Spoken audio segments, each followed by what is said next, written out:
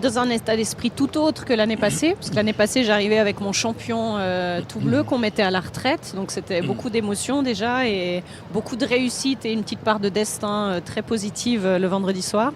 Et c'est vrai qu'aujourd'hui je viens avec une nouvelle jument qui a que 9 ans, qui a toujours qui est un petit peu plus curieuse, un petit peu moins expérimentée justement pour tout ça.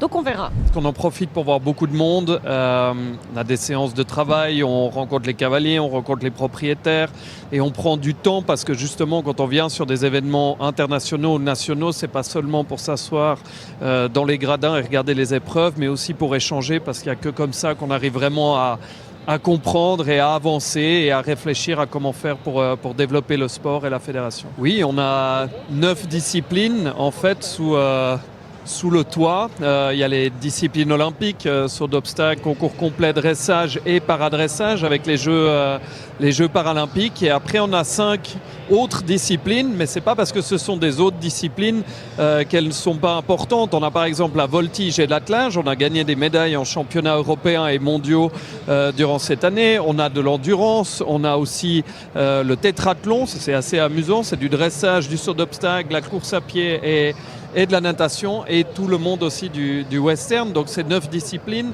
Chaque discipline, c'est un comité technique dédié à cette discipline.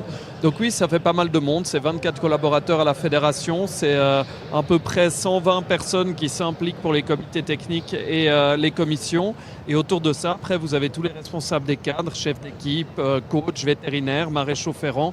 Donc ça fait plus de 200 personnes qui tout au long de l'année s'investissent, sans parler des organisateurs, sans parler des officiels, qui ont un rôle évidemment clé dans le monde équestre suisse. En tout cas, c'est vrai que la saison était incroyable. Avec le départ de Tout Bleu à la retraite, on ne savait pas trop où on allait. Et c'est vrai que Erin a repris le flambeau à une vitesse phénoménale.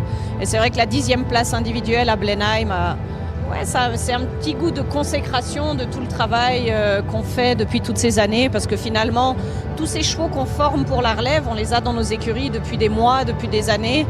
Alors Erin, pas très longtemps, mais quand même, on y est tous les jours. Et non, c'était vraiment... c'était une année magique. Los Angeles 2028, oui, on y pense. Moi, y serez.